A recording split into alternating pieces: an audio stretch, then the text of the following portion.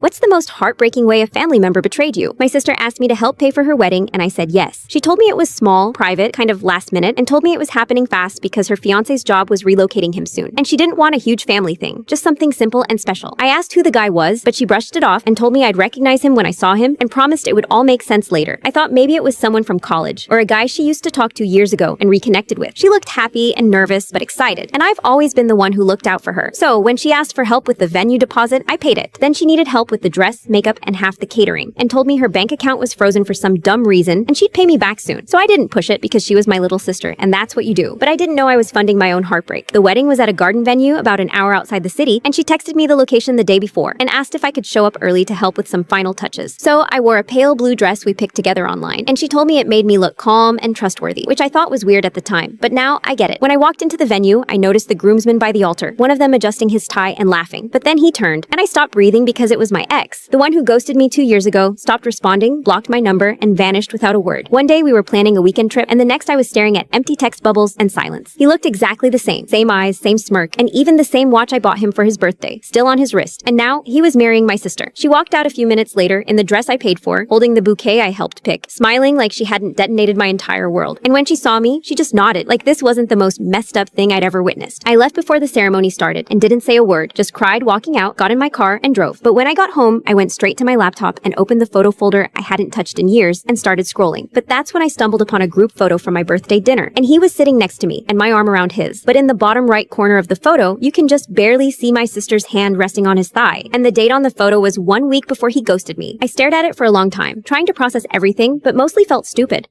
I wasn't planning revenge or anything, I just knew I wasn't going to let them have a perfect day. So I started making calls. I told the flower shop the bride changed plans, so they canceled. And I told the photographer there was a mix-up, so they didn't come, and I requested a refund on the cake, saying there was a family emergency, and I told the makeup artist the bride had COVID. And by the time the ceremony started, everything went wrong, and I just went for a walk by the river, got a coffee, and sat in silence because I'm done pretending we're family.